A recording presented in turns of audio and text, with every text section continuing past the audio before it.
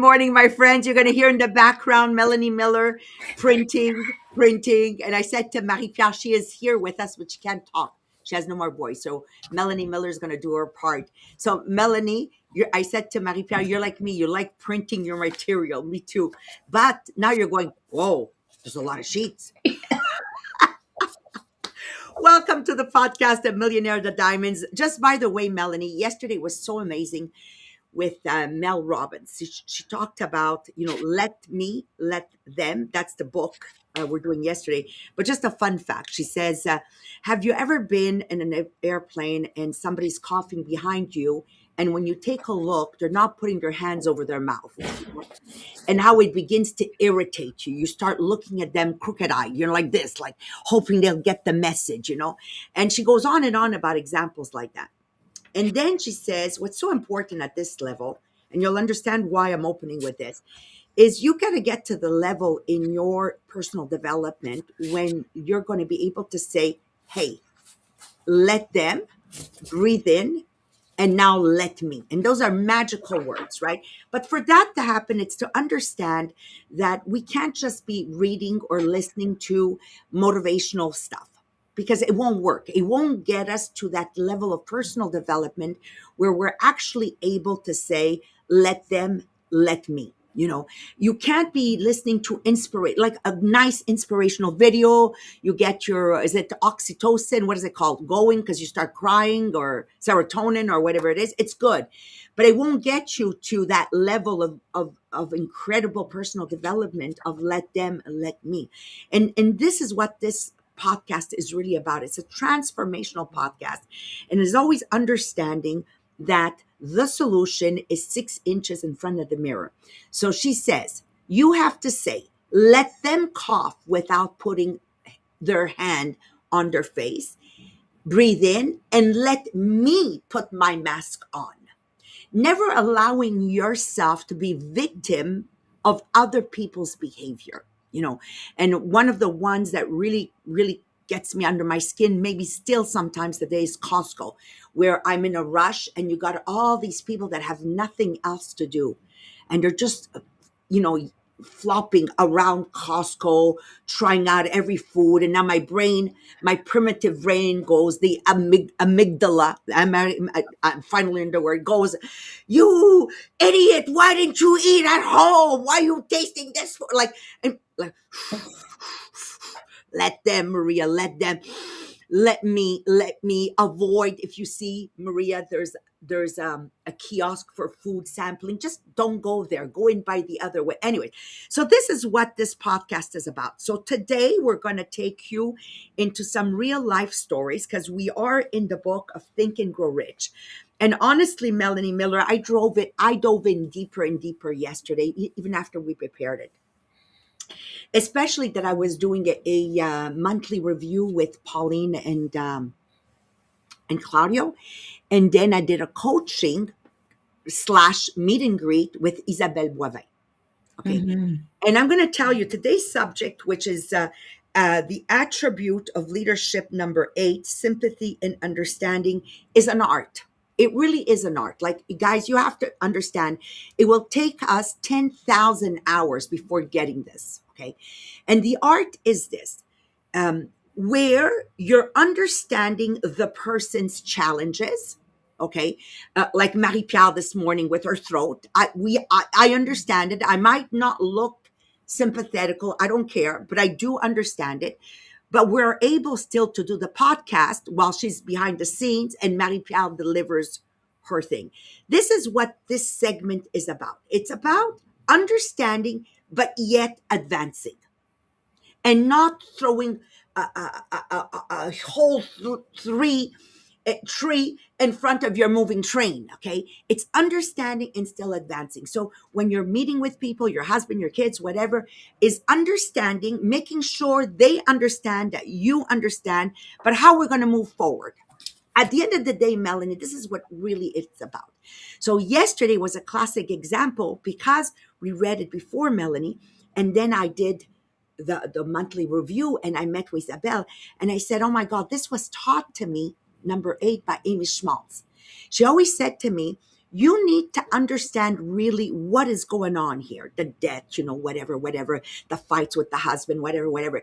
And then bringing them to understand if they are successful in bringing more money, all of this is no longer an issue. Mhm. So, Melanie, I've been training on this now for 40 years.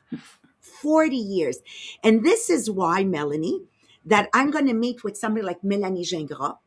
I understand because we're going to be talking about it. She's this close to qualifying for this amazing objective, which her biggest month in the last 2 years has been $20,000.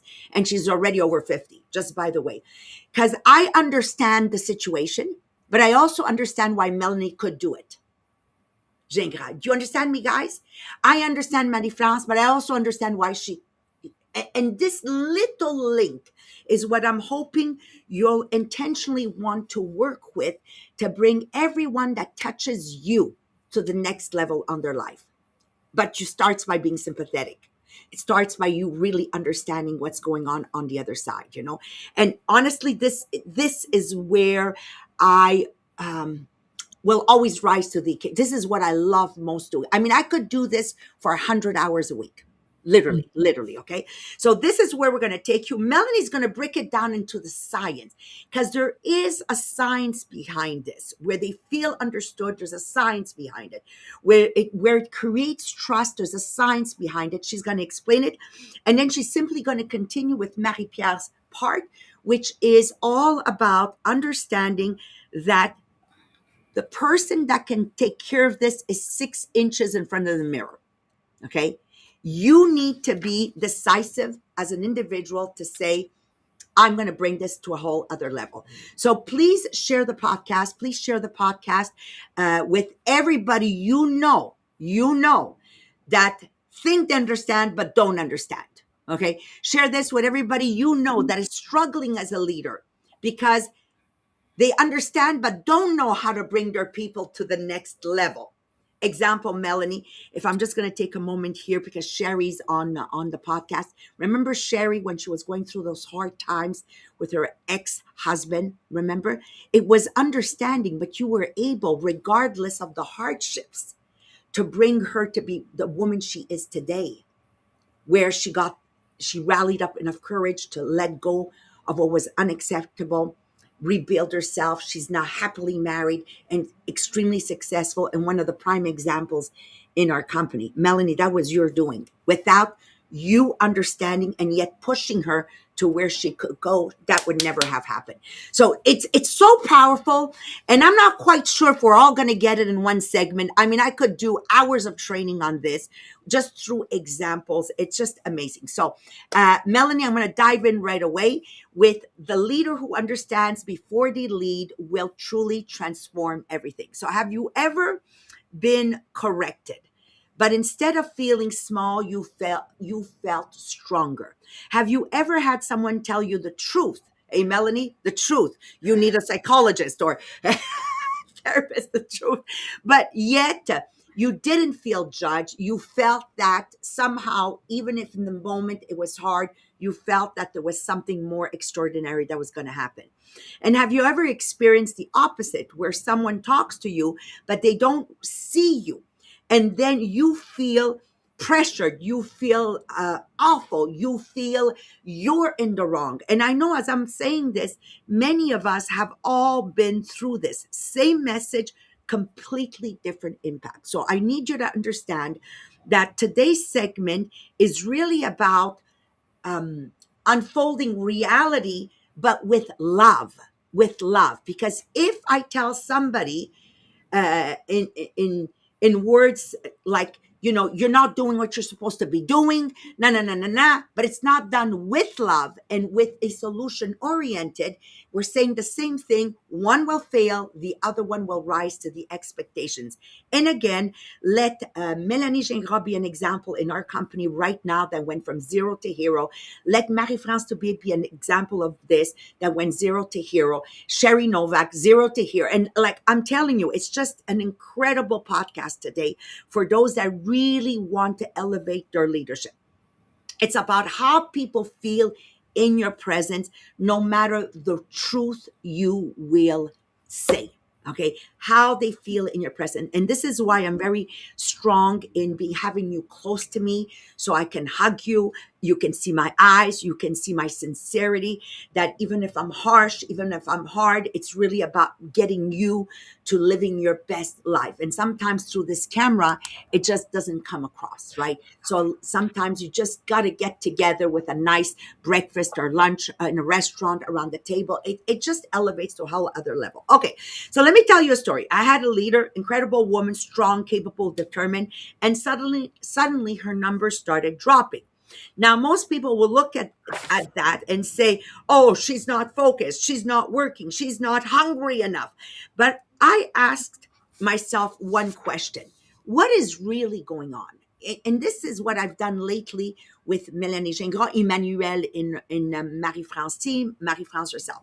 So I sit down with them, with her, not as a boss, but of course as a leader who really, really cares. And I'm very good at asking very delicate questions. So for the podcast today, we have something like this. Okay, talk to me, not about numbers. Talk to me about your life.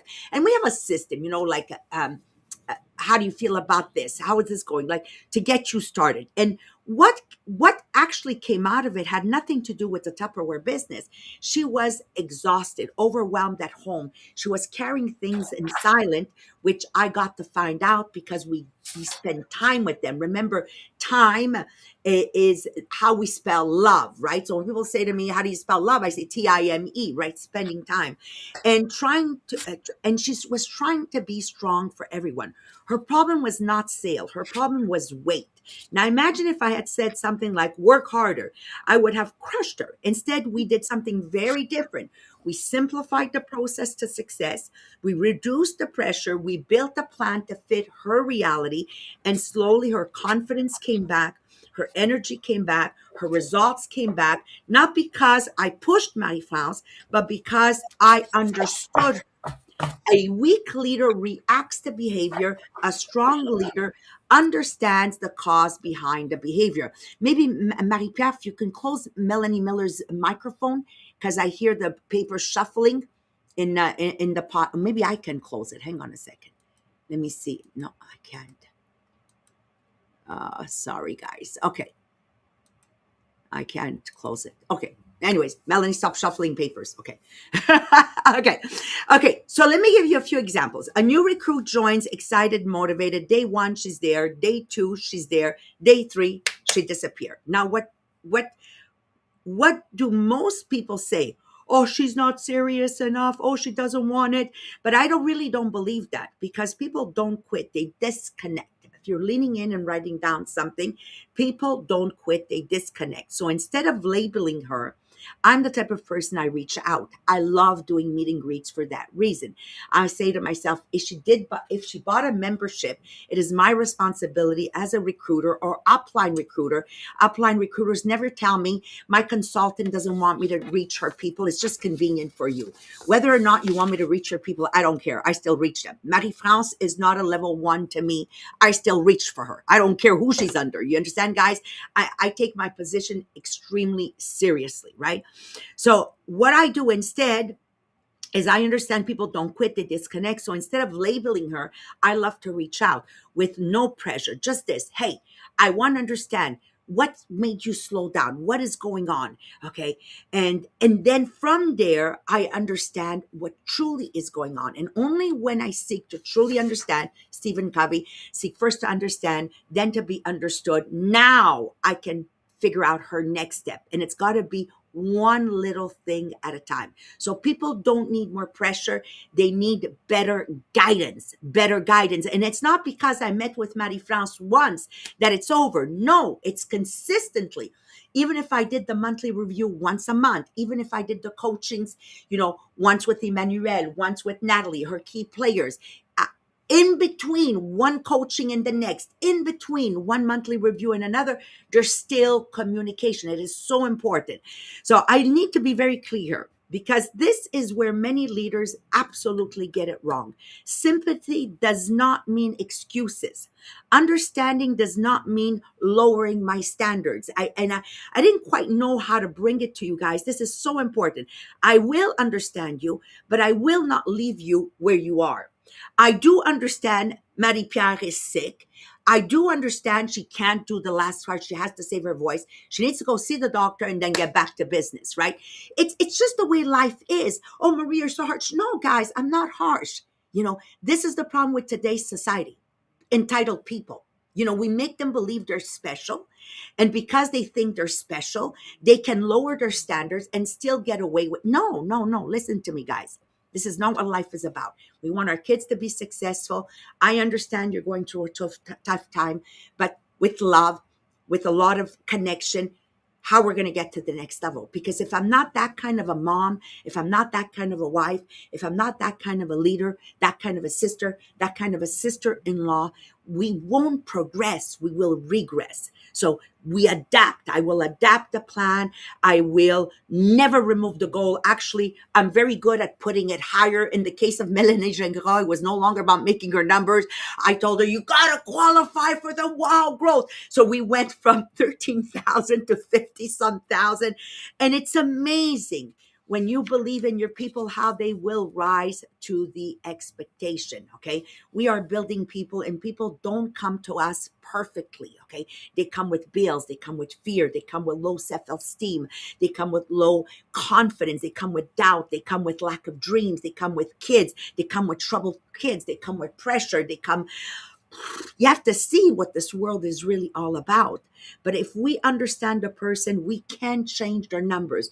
We can change what's going to happen tomorrow. The consultant who is not selling may need belief. The recruit who is not starting may need clarity. The leader who is stuck may need direction. So please don't judge. Take your job seriously. I take my job very seriously, whether it is being an example for you guys, whether it is being the wife to Muhammad, whether it is being the mother to Hamid, Nadia, Yasmin, and I could go on and on. I take me very seriously. And I want to close off with this. It is so much easier for me to let you do whatever you want. I kept telling this to my kids all the time when they hated me with their guts, right? Because I'm strict and I'm this and I'm that and blah, blah, blah. And I always kept reminding them, it's so much easier for me to just shut the damn door and leave your bedroom a mess. But I know that a messy room is a messy brain, and I will not allow you to live in chaos in your brain for your life. Hate me all you want, but this effing room is gonna get clean. And I wouldn't leave that in the middle of the doorway of her room until it got clean. It was that, or I picked up the garbage bag and I threw it out. Ask my kids what they think about me today. Wasn't easy getting there. Wasn't easy. But that's what most people are not willing to do. Yes. I love this podcast. Melanie, enough for my part. Over to you with the science. And thank you, Maria. And I still remember the psychologist discussion. But what Maria did for me there was to make me realize that I needed to, and I never did see a psychologist, but what I did do was take in hand what was upsetting me and just try and deal with it rather than keep using it as an excuse. So thank you, Maria. And look at you, you're living your dream life when $500 less than 20 years ago was a massive problem. Yeah. I love you guys. Okay, Melanie, over to you. So, as we move into the eighth attribute of leadership in Think and Grow Rich, sympathy and understanding, we can see very clearly what Hill was describing. In today's language, it is what we call empathy. Not just feeling for someone, but truly understanding them. And this is not just a nice leadership quality. This is a very real science behind why empathy is so powerful. When someone is sharing a problem, something important is happening in their brain. They are, in a sense, asking one key question: am I safe here? Am I understood? And depending on how the listener responds, the brain reacts in different ways. When a person feels truly heard and understood, the brain shifts into a state of safety and connection. Scientists sometimes describe this as feeling seen, soothed, safe, and secure. What happens neurologically is quite remarkable. the brain's reward system is activated, a part of the brain called the ventral striatum, which is associated with pleasure, reward, even things like food or money, lights up. In other words, being understood feels like a reward. At the same time, something called neural coupling can occur. This means that the brain activity of the speaker and the listener begin to align. They are literally on the same wavelength. This creates a deep sense of connection. Stress levels also drop. The amygdala, the part of the brain responsible for threat detection, quietens down. Cortisol, the stress hormone, decreases. Heart rate slows, and the brain releases oxytocin, the chemical associated with trust, bonding, and connection. So when a leader listens with empathy, they're not just being kind, they're creating a neurological environment of safety. And when people feel safe, they open up. They think more clearly, they trust more deeply, and they are far more willing to engage, contribute, and grow. Now let's look at the opposite.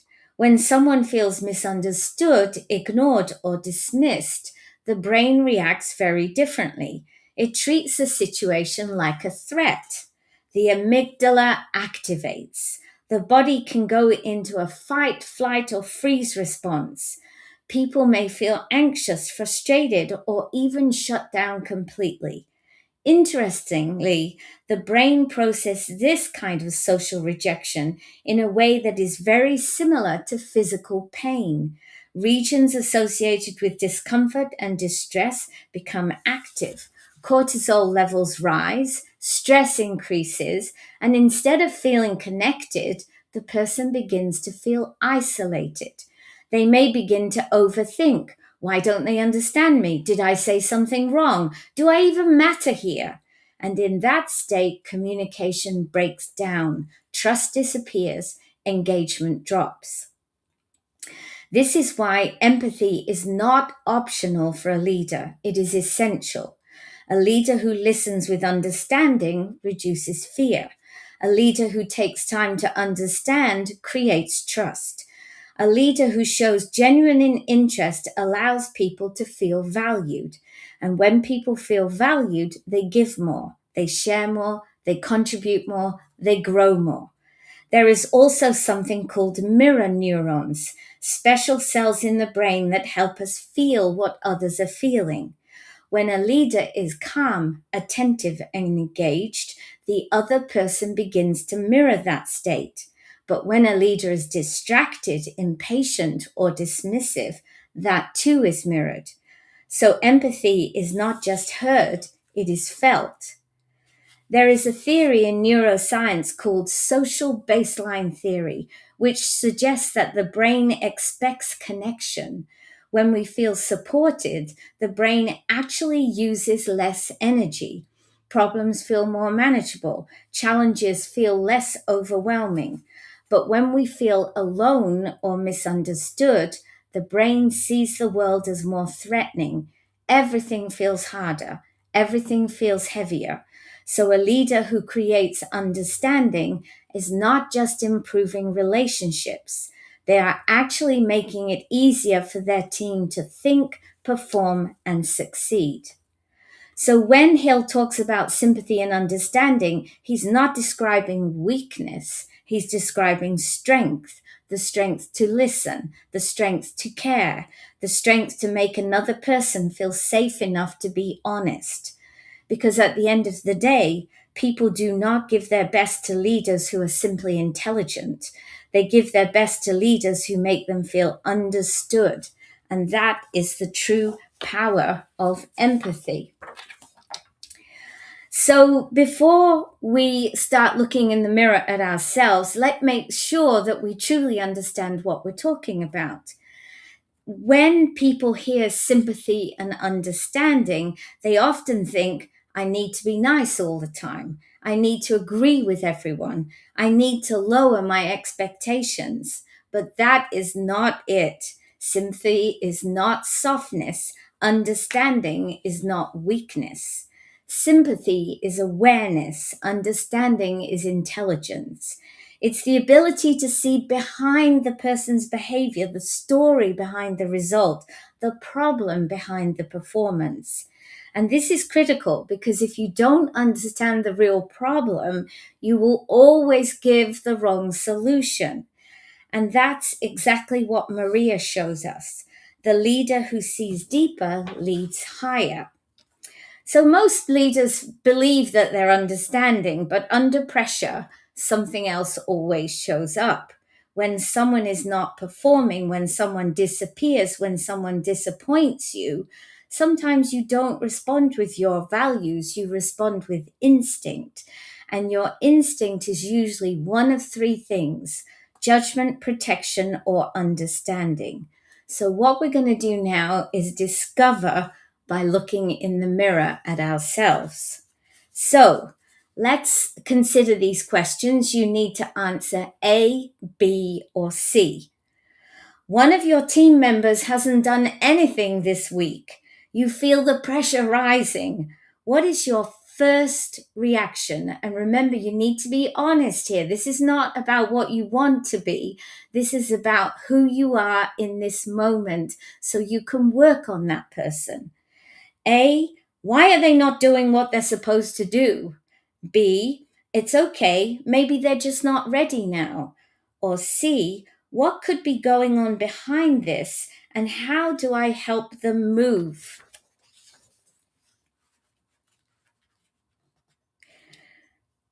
Question number 2. You were excited about a new recruit. They started strong and then disappeared. It's happened to all of us. No messages, no activity. What do? You think A, they're not serious and move on. B, I don't want to pressure them, so you wait. Or C, you reach out, hey, how are you feeling? What's been happening?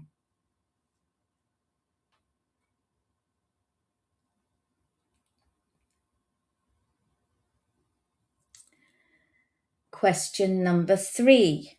Someone comes to you and says, I don't think I'm good at this. What do? A, you need to push harder. B, don't worry, you're fine, don't stress. C, what makes you feel that way? Let's look at it together.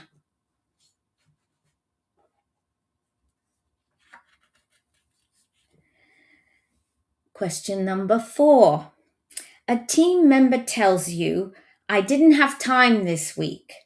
What is your reaction? We all have the same 24 hours. That's A. B. Okay, no problem.